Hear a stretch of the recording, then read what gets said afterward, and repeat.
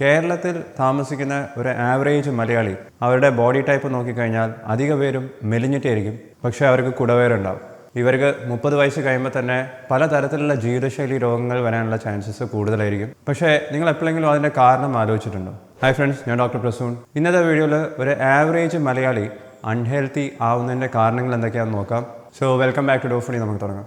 ഇന്നത്തെ വീഡിയോയിൽ ഞാൻ പറയുന്നതും ഭൂരിപക്ഷം മലയാളികളുടെ കാര്യമാണ്. എല്ലാവരും അങ്ങനെയല്ല. ഹെൽത്തി ലൈഫ് സ്റ്റൈലുള്ളവരും ഹെൽത്തി ആയിട്ടുള്ള മലയാളീസും തീർച്ചയായിട്ടും ഉണ്ട്. പക്ഷേ കേരളത്തിൻ്റെ കണക്കെടുത്ത് നോക്കുകയാണെങ്കിൽ ഹാർട്ട് ഡിസീസസിൻ്റെ എണ്ണം കൂടിക്കൊണ്ടിരിക്കുകയാണ്. ഡയബറ്റീസിൻ്റെ എണ്ണം ലക്ഷങ്ങൾ കഴിഞ്ഞു. ബ്ലഡ് പ്രഷർ എല്ലാവരും കൂടിക്കൊണ്ടിരിക്കുകയാണ്. കൊളസ്ട്രോൾ ലെവൽ കൂടുതലാണ്. ഗൗട്ടും നോൺ ആൽക്കഹോളിക് ഫാറ്റി ലിവർ ഡിസീസും ഒക്കെ വളരെ കോമൺ ആണ്. അധികം ആൾക്കാരും വിചാരിക്കുന്നത് ഇതിൻ്റെ പ്രധാന കാരണം മലയാളിയുടെ ജീനാണെന്നാണ്. പക്ഷേ അതങ്ങനെയല്ല. ആവറേജ് മലയാളി അൺഹെൽത്തി ആവുന്നതിൻ്റെ കാരണങ്ങൾ നോക്കുകയാണെങ്കിൽ ആദ്യം പറയാനുള്ളത് ഭക്ഷണത്തിനെ കുറിച്ച് തന്നെയാണ്. അധികം ആൾക്കാരും വിചാരിക്കുന്ന പോലെ അരിഭക്ഷണം മാത്രമല്ല പ്രശ്നം, ഭക്ഷണം കഴിക്കുന്നതിൻ്റെ ക്വാണ്ടിറ്റി കൂടുന്നതാണ് പ്രശ്നം. അരിഭക്ഷണമാണെന്നുണ്ടെങ്കിലും ഗോതമ്പാണെന്നുണ്ടെങ്കിലും നമുക്ക് ആവശ്യമുള്ള കാർബോഹൈഡ്രേറ്റ്സ് അതിലും കൂടുതൽ ഭക്ഷണത്തിലൂടെ കിട്ടുകയാണെന്നുണ്ടെങ്കിൽ ഇതെല്ലാം നമ്മളുടെ ബോഡിയിൽ എത്തിക്കഴിഞ്ഞാൽ ഫാറ്റായിട്ട് മാറുകയാണ് ചെയ്യുന്നത്. ആദ്യം നമ്മളുടെ ലിവറിലും പിന്നീട് ശരീരത്തിൻ്റെ പല ഭാഗത്തും. അധികം ആൾക്കാർക്കും വയറിൻ്റെ ഭാഗത്താണ് ആദ്യം ഈ ഫാറ്റ് ഡെപ്പോസിറ്റ്സ് വരുന്നത്. നമ്മളുടെ നാട്ടിലൊരു കുട്ടി ജനിച്ച് വളർന്നു വരുന്ന സമയത്ത് അവർ കഴിക്കുന്ന ഭക്ഷണം തന്നെ ശ്രദ്ധിച്ചാൽ നിങ്ങൾക്ക് മനസ്സിലാക്കാം കൂടുതലും കാർബോഹൈഡ്രേറ്റ്സ് അടങ്ങിയിട്ടുള്ള ഭക്ഷണമാണ്. ഒരു സ്റ്റഡിയിൽ പറയുന്നത് നമ്മളുടെ ഡയറ്റിൽ 70% കാർബോഹൈഡ്രേറ്റ്സ് തന്നെയാണെന്നാണ്. അപ്പോൾ ചോറാണെന്നുണ്ടെങ്കിലും രാവിലെ പത്തിരി ഉണ്ടാക്കുകയാണെന്നുണ്ടെങ്കിലും അരിഭക്ഷണം കൂടുതലായിരിക്കും. അതിൻ്റെ കൂടെ വീണ്ടും പച്ചക്കറികൾ കഴിക്കും.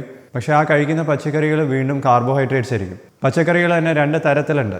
ഫൈബർ കൂടുതൽ അടങ്ങിയിട്ടുള്ളതുകൊണ്ട് കാർബോഹൈഡ്രേറ്റ്സ് അടങ്ങിയിട്ടുള്ള പച്ചക്കറികളുമുണ്ട്. മണ്ണിൻ്റെ അടിയിൽ കാണുന്ന രീതിയിലുള്ള കിഴങ്ങ് വർഗ്ഗങ്ങൾ, ഉരുളക്കിഴങ്ങ്, കപ്പ, ചേന ഇത്തരത്തിലുള്ള പച്ചക്കറികളൊക്കെയാണ് കഴിക്കുന്നതെങ്കിൽ നിങ്ങൾക്ക് അതിൽ നിന്നും കൂടുതൽ കാർബോഹൈഡ്രേറ്റ്സ് തന്നെയാണ് കിട്ടുന്നത്. കാർബോഹൈഡ്രേറ്റ്സ് കൂടുതൽ കഴിക്കുന്നത് മാത്രമല്ല പ്രോട്ടീൻ്റെ അളവ് ഭക്ഷണത്തിൽ കുറയുന്നതും ഇത്തരത്തിലുള്ള അസുഖങ്ങൾ വരുന്നതിൻ്റെ ഒരു പ്രധാന കാരണമാണ്. അധിക മലയാളികൾക്കും പ്രോട്ടീൻ അടങ്ങിയിട്ടുള്ള ഭക്ഷണം എന്തൊക്കെയാണെന്ന് അറിയാം. പാല്, മുട്ട, ചിക്കൻ, മത്സ്യം. പക്ഷേ ഇത്തരത്തിൽ പ്രോട്ടീൻ അടങ്ങിയിട്ടുള്ള ഭക്ഷണം അവർ കഴിക്കുന്നത് വളരെ വളരെ കുറവായിരിക്കും. ഒരു ദിവസം 50 ഗ്രാം പ്രോട്ടീൻ പോലും അധികം മലയാളികൾക്ക് കിട്ടുന്നില്ല എന്നുള്ളതാണ് യാഥാർത്ഥ്യം. കാരണം അവർ പ്രോട്ടീൻ അടങ്ങിയിട്ടുള്ള ഭക്ഷണം കഴിക്കുന്നത് കറീൻ്റെ രൂപത്തിലായിരിക്കും. അങ്ങനെ കറി വെച്ചാൽ തന്നെ ആ കറീൻ്റെ ഗ്രേവി ആയിരിക്കും കൂടുതൽ കഴിക്കുന്നത്. അതിലുള്ള പ്രോട്ടീൻ അടങ്ങിയിട്ടുള്ള ഭക്ഷണം അത് കഴിക്കുന്നത് കുറവായിരിക്കും. ഇത് വെജിറ്റേറിയൻസിൻ്റെ കാര്യത്തിലേക്ക് വരുമ്പോൾ പ്രോട്ടീൻ കിട്ടുന്ന കാര്യം കുറച്ചും കൂടി ബുദ്ധിമുട്ടാണ്. ഒരു ദിവസം സാമ്പാർ വെച്ച് കഴിഞ്ഞാൽ അത് കൂട്ടിക്കഴിഞ്ഞാലൊന്നും ആവശ്യമുള്ള പ്രോട്ടീൻ നമുക്ക് കിട്ടുന്നില്ല. പോരാത്തതിന് അധികം ആൾക്കാരും അവർക്ക് ഭക്ഷണത്തിൽ എത്ര പ്രോട്ടീനാണ് വേണ്ടത്, എത്ര പ്രോട്ടീനാണ് കിട്ടുന്നത്, എത്ര കൂടുതൽ പ്രോട്ടീൻ അടങ്ങിയിട്ടുള്ള ഭക്ഷണം കഴിക്കണം, ഇതൊന്നും ആരും കാൽക്കുലേറ്റ് ചെയ്ത് നോക്കുന്ന പോലുമില്ല. ഇതൊന്നും എല്ലാ ദിവസവും കാൽക്കുലേറ്റ് ചെയ്യേണ്ട ആവശ്യമില്ല. ഒറ്റ തവണ കാൽക്കുലേറ്റ് ചെയ്താൽ തന്നെ നിങ്ങളുടെ ഭക്ഷണ രീതി എന്താണെന്നുള്ളത് നിങ്ങൾക്ക് മനസ്സിലാക്കാം. അതെങ്ങനെ മാറ്റണം എന്നുള്ളതും നിങ്ങൾക്ക് മനസ്സിലാക്കാം. പക്ഷേ ഒരു കാൽക്കുലേഷനും ഇല്ലാതെ തന്നെ എല്ലാവരുടെ ഭക്ഷണത്തിലും നടന്നുകൊണ്ടിരിക്കുന്നത് കാർബോഹൈഡ്രേറ്റ്സിൻ്റെ അളവ് കൂടിക്കൊണ്ടിരിക്കുകയാണ്. കാരണം ചെറുപ്പം തൊട്ടിട്ട് ശീലിച്ചിട്ടുള്ളത് അങ്ങനെയാണ്. 3 വലിയ സ്പൂണ് ചോറ് കഴിക്കുക എന്നൊക്കെ പറഞ്ഞാൽ അധികം ആൾക്കാർക്കും കുറവാണ്. ഇഡ്ഡലീൻ്റെ എണ്ണം പറയുകയാണെന്നുണ്ടെങ്കിൽ 10 ഇഡ്ഡലീൻ്റെ മുകളിലേക്ക്. ഇതൊക്കെ നോർമൽ ഫുഡ് എന്നുള്ള രീതിയിലാണ് അധികം ആൾക്കാരും കഴിച്ചുകൊണ്ടിരിക്കുന്നത്. പക്ഷേ ഇത്രയും കൂടുതൽ കാർബോഹൈഡ്രേറ്റ്സ് കഴിച്ചു കഴിഞ്ഞാലും എല്ലാവരുടെയും വെയിറ്റ് കൂടണമെന്നില്ല. വെയിറ്റ് കൂടുന്നതിന് പകരം ഫാറ്റ് കൂടാം. ആ ഫാറ്റ് കൂടുന്നതാണ് പലതരത്തിലുള്ള ജീവിതശൈലി രോഗങ്ങളുടെയും പ്രധാന കാരണം എന്ന് പറയുന്നത്. കേരളം ഒരു തീരദേശമായിട്ട് പോലും മത്സ്യം കഴിക്കുന്നത് അധികം ആൾക്കാരും കുറവാണ്. ഇനി കഴിക്കുകയാണെങ്കിൽ തന്നെ അവരത് കഴിക്കുന്നത് വറുത്തിട്ടും പൊരിച്ചിട്ടും ഒക്കെ ആയിരിക്കും. അങ്ങനെ പൊരിച്ചിട്ട് കഴിക്കുന്ന സമയത്തും ട്രാൻസ് ഫാറ്റിൻ്റെ അളവ് വളരെ കൂടി വരികയാണ് ചെയ്യുന്നത്. വെളിച്ചെണ്ണ കംപ്ലീറ്റ് ആയിട്ട് മാറ്റണമെന്നില്ല. 90% വെജിറ്റബിൾ ഓയിൽസിലും അൺസാച്ചുറേറ്റഡ് ഫാറ്റി ആസിഡ്സ് ആണ് കൂടുതലുണ്ടാവുക. പക്ഷേ വെളിച്ചെണ്ണയിൽ അങ്ങനെയല്ല. വെളിച്ചെണ്ണയിൽ സാച്ചുറേറ്റഡ് ഫാറ്റ്സ് ആണ് കൂടുതലുള്ളത്. സാച്ചുറേറ്റഡ് ഫാറ്റ്സും നല്ലതാണ്, പക്ഷേ അത് കഴിക്കുന്നതിൻ്റെ ക്വാണ്ടിറ്റിയാണ് ശ്രദ്ധിക്കേണ്ടത്. അധികം ആൾക്കാർക്കും അവരുടെ BMIനെ കുറിച്ച് നല്ല ബോധ്യമുണ്ടാവും. BMI എന്ന് പറഞ്ഞാൽ ബോഡി മാസ് ഇൻഡെക്സ് ആണ്. നമ്മളുടെ വെയിറ്റും ഹൈറ്റും ഉപയോഗിച്ചിട്ട് BMI കണ്ടുപിടിക്കാം. BMI 18-ൻ്റെയും 25-ൻ്റെയും ഇടയിലാണെങ്കിൽ നോർമലാണ്. 18-ൻ്റെ താഴേക്കാണെങ്കിൽ അണ്ടർ വെയിറ്റും 25-ൻ്റെ മുകളിലേക്കാണെങ്കിൽ ഓവർ വെയിറ്റും 30-ൻ്റെ മുകളിലേക്കാണെങ്കിൽ ഒബീസിറ്റി എന്നാണ് പറയുന്നത്. BMI നോക്കിയിട്ടുള്ള അധികം ആൾക്കാരും വിചാരിക്കുന്നത് BMI നോർമൽ റേഞ്ചിലാണെന്നുണ്ടെങ്കിൽ അവർ ഹെൽത്തി ആണെന്നാണ്. ഇവിടെയും ഒരു തരത്തിലുള്ള മിസ്റ്റേക്ക് ഒളിഞ്ഞു നിൽക്കുന്നുണ്ട്. കാരണം നിങ്ങളുടെ ബോഡി വെയിറ്റ് അത് നോർമൽ ആണെങ്കിൽ പോലും നിങ്ങളുടെ BMI നോർമൽ റേഞ്ചിലാണെങ്കിൽ പോലും 22 ആണെങ്കിൽ പോലും നിങ്ങളുടെ ബോഡിയിലുള്ള ഫാറ്റിൻ്റെ അളവ് ചിലപ്പോൾ കൂടുതലായിരിക്കാം. അത് കണ്ടുപിടിക്കണമെങ്കിൽ ബോഡി ഫാറ്റ് കമ്പോസിഷൻ ടെസ്റ്റ് ചെയ്യണം, ബോഡി കമ്പോസിഷൻ സ്കാനുകൾ ചെയ്യണം, അൾട്രാസൗണ്ട് സ്കാനിങ് ചെയ്ത് നോക്കണം. ബോഡിയിലുള്ള ഫാറ്റ് കൂടുന്നതിനനുസരിച്ച് തന്നെ ഇൻസുലിൻ റെസിസ്റ്റൻസ് ഉണ്ടാവാം, പലതരത്തിലുള്ള മെറ്റബോളിക് കണ്ടീഷൻസ് ഉണ്ടാവാം. 2020 ഇന്ത്യയിൽ നടത്തിയിട്ടുള്ള ഒരു സ്റ്റഡിയിൽ പറയുന്നത് ബോഡി മാസ് ഇൻഡെക്സ് നോർമൽ റേഞ്ചിലുള്ള 43% സ്ത്രീകൾക്ക് പോലും പലതരത്തിലുള്ള മെറ്റബോളിക് കണ്ടീഷൻസ് ഉണ്ടായിരുന്നു എന്നാണ്. ഡയറ്റിൻ്റെ കാര്യത്തിലേക്ക് തന്നെ തിരിച്ചു വരികയാണെന്നുണ്ടെങ്കിൽ മലയാളികളുടെ ഭക്ഷണത്തിൽ അടങ്ങിയിരിക്കുന്ന പച്ചക്കറീൻ്റെ അളവ്, ഫ്രൂട്ട്സിൻ്റെ അളവും വളരെ കുറവാണ്. ഒരു ദിവസം 100 ഗ്രാം പോലും പച്ചക്കറിയോ ഫ്രൂട്ട്സോ അധികം ആൾക്കാരുടെ ഡയറ്റിലും ഇല്ലാതെ തന്നെ പറയാം.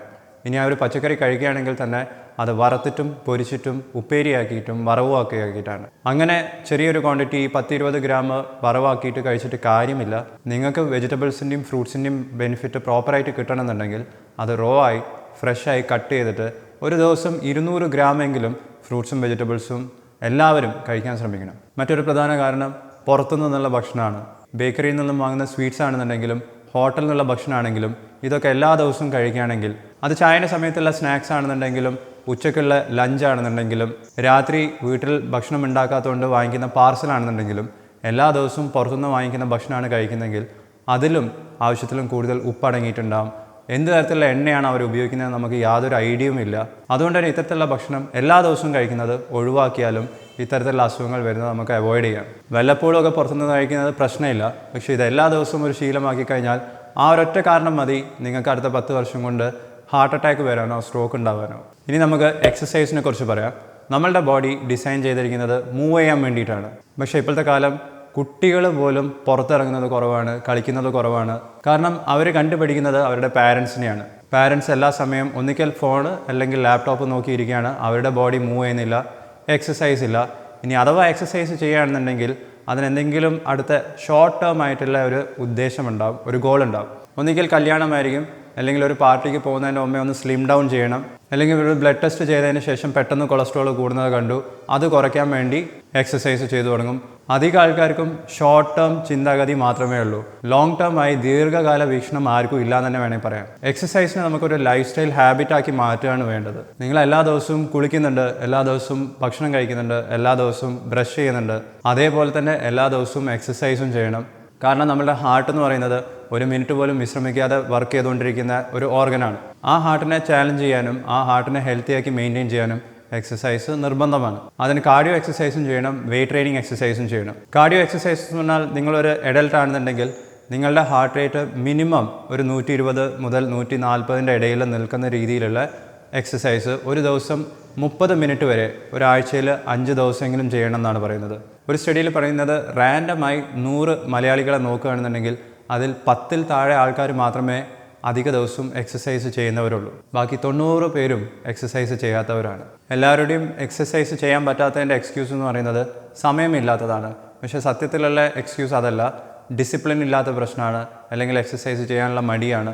ജിമ്മിൽ പോയാലേ എക്സസൈസ് ചെയ്യാൻ പറ്റുള്ളൂ അങ്ങനെയൊന്നുമില്ല, നിങ്ങൾക്ക് വീട്ടിൽ നിന്നും ചെയ്യാം.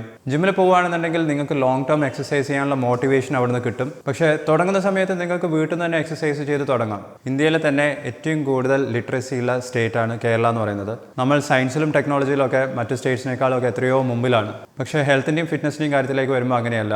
മറ്റ് സ്റ്റേറ്റ്സുമായിട്ട് കമ്പയർ ചെയ്യുന്ന ലെവലിൽ തന്നെയാണ് കേരളവും ഉള്ളത്. ബാംഗ്ലൂർ ഡേയ്സ് എന്ന് പറഞ്ഞ സിനിമയിൽ ദുൽഖർ സൽമാൻ പറയുന്ന ഒരു ഡയലോഗുണ്ട്. കുട്ടികളാവുന്ന സമയത്ത് SSLC എക്സാമിൽ എത്ര മാർക്ക് കിട്ടി എന്നുള്ളതും, എക്സാം കഴിഞ്ഞാൽ ഏത് കോളേജിലാണ് പോകുന്നത്, കോളേജിൽ പോയി കഴിഞ്ഞാൽ ജോലി എന്താണ്, ജോലി കിട്ടിയോ കിട്ടിയില്ലേ എന്നുള്ള ചോദ്യങ്ങൾ, ജോലി കിട്ടിക്കഴിഞ്ഞാൽ കുട്ടികളായില്ലേ എന്നുള്ള ചോദ്യം. ഇങ്ങനെ ഇത്തരത്തിലുള്ള ചോദ്യങ്ങൾ അവോയ്ഡ് ചെയ്യാനും നല്ല രീതിയിൽ ഉത്തരം പറയാൻ വേണ്ടിയിട്ടും എല്ലാ മലയാളികളും അവരുടെ ആരോഗ്യത്തിനെ മാറ്റി നിർത്തും.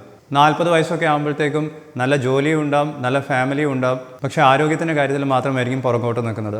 ആ സമയമാകുമ്പോഴത്തേക്കും കൊളസ്ട്രോൾ കൂടുതലായിരിക്കും, ഫാറ്റി ലിവർ ഡിസീസ് ഉണ്ടാവും, ബ്ലഡ് പ്രഷർ കൂടിയിട്ടുണ്ടാവും, അല്ലെങ്കിൽ പ്രമേഹത്തിൻ്റെ ഗുളിക കഴിച്ച് തുടങ്ങിയിട്ടുണ്ടാവും. 40 എത്തുന്ന സമയത്താണ് അധിക പേരും ആദ്യമായിട്ട് ജിമ്മിൽ പോകുന്നതും എക്സസൈസ് ചെയ്ത് തുടങ്ങാൻ ശ്രമിക്കുന്നതും. പക്ഷേ ഇതൊക്കെ 20s തന്നെ വേണമെങ്കിൽ സ്റ്റാർട്ട് ചെയ്യാം. കാരണം 10-20 വർഷം മുമ്പേ ഉള്ളതുപോലെയല്ല. ഇപ്പോൾ ഹാർട്ട് അറ്റാക്ക് എന്നൊക്കെ പറയുന്നത് 20 വയസ്സുള്ള കുട്ടികൾക്ക് പോലും വരുന്നുണ്ട്. ആവശ്യത്തിലും കൂടുതൽ കാർബോഹൈഡ്രേറ്റ്സ് കഴിച്ചുകൊണ്ടിരിക്കുന്നത് പണ്ടത്തെ ശീലങ്ങൾ കാരണമാണ്. കാരണം ഒരു 10-30 വർഷങ്ങൾക്ക് മുമ്പേ ഇപ്പോഴത്തെ ജോലി പോലെ ആയിരുന്നില്ല അന്നത്തെ ആൾക്കാരുടെ ജോലി എന്ന് പറയുന്നത്. കൂടുതൽ അധ്വാനിക്കണം, കൂടുതൽ എനർജി അവർക്ക് ചിലവാക്കണം, അപ്പോൾ അവർക്ക് കൂടുതൽ എനർജി ആവശ്യമുണ്ടാകും. പക്ഷേ ഇപ്പോഴത്തെ കാലത്തിൽ അങ്ങനെയല്ല. ഇപ്പോൾ അധികം ആൾക്കാരും കമ്പ്യൂട്ടറിന് മുമ്പിലിരുന്നിട്ടാണ് ജോലി ചെയ്യുന്നത്. ശരീരം അനങ്ങാത്ത തരത്തിലുള്ള ജോലിയാണ്. അപ്പോൾ ശരീരം മൂവ് ചെയ്യണമെന്നുണ്ടെങ്കിൽ എക്സസൈസ് മാനുവലി നിർബന്ധമായി നമ്മൾ തന്നെ വിചാരിച്ചിട്ട് ചെയ്യണം. ബാക്കി എല്ലാവരും എക്സസൈസ് ചെയ്താൽ മാത്രമേ അവരുടെ ബോഡി മൂവ് ചെയ്യുന്നുള്ളൂ. ആവശ്യത്തിലും കൂടുതൽ കിട്ടുന്ന എനർജി അതിനെ ചിലവാക്കാൻ സാധിക്കുകയുള്ളൂ. അതുപോലെ തന്നെ ഇപ്പം എല്ലാവരും ഇരുന്നിട്ട് ജോലി ചെയ്യുന്നതുകൊണ്ട് തന്നെ അവർക്ക് ആവശ്യമുള്ള എനർജിയും വളരെ കുറവാണ്. അതുകൊണ്ട് തന്നെ ഭക്ഷണം കഴിക്കുന്നതിൻ്റെ ക്വാണ്ടിറ്റിയും കുറയ്ക്കേണ്ടതാണ്. സ്വന്തം ആരോഗ്യത്തിനെക്കുറിച്ച് ആലോചിച്ച് തുടങ്ങേണ്ട സമയം അതിക്രമിച്ചു കഴിഞ്ഞു അധികം ആൾക്കാർക്കും. കാരണം ഇനിയും നമ്മളത് ശ്രദ്ധിച്ചിട്ടില്ല എന്നുണ്ടെങ്കിൽ ആൻജിയോപ്ലാസ്റ്റി ചെയ്യുന്നതും ബൈപ്പാസ് സർജറി ചെയ്യുന്നതും ഒരു ചടങ്ങായി മാറും. മാറ്റങ്ങൾ എന്ന് വേണമെങ്കിലും കൊണ്ടുവരാം. അത് വേണമെങ്കിൽ ഇന്നും സ്റ്റാർട്ട് ചെയ്യാം. അടുത്തൊരു 1-2 മാസത്തേക്ക് മാത്രം ചിന്തിക്കാതെ നിങ്ങളുടെ ബാക്കിയുള്ള ജീവിതത്തിനെ കുറിച്ചിട്ട് ആലോചിക്കും. ലോങ് ടേം ആയിട്ട് ചിന്തിക്കുകയാണ് വേണ്ടത്. അതിൻ്റെ കൂടെ കുറച്ച് ഡിസിപ്ലിനും കൂടി ഉണ്ടെന്നുണ്ടെങ്കിൽ നിങ്ങൾക്കും നിങ്ങളുടെ ലൈഫ് ഹെൽത്തി ആക്കാൻ സാധിക്കും. നിങ്ങൾക്ക് പേഴ്സണലൈസ്ഡ് ആയിട്ടുള്ള ഫിറ്റ്നസ്സും ഹെൽത്ത് അഡ്വൈസും ആണ് വേണ്ടതെങ്കിൽ ഡോഫോഡിയിലുള്ള ഓൺലൈൻ ഡോക്ടേഴ്സുമായി നിങ്ങൾക്ക് ചർച്ച ചെയ്യാവുന്നതാണ്. ആപ്പിൻ്റെ ലിങ്ക് നിങ്ങൾക്ക് ലൈക്ക് ബട്ടൻ്റെ താഴെ കാണാം. ഈ വീഡിയോ നിങ്ങൾക്ക് ഹെൽപ്ഫുൾ ആയിട്ടുണ്ടെങ്കിൽ ലൈക്ക് ചെയ്യുക, ഷെയർ ചെയ്യുക, ചാനൽ സബ്സ്ക്രൈബ് ചെയ്യുക. ഞാൻ നിങ്ങളെ നെക്സ്റ്റ് വീഡിയോയിൽ കാണാം. ബൈ.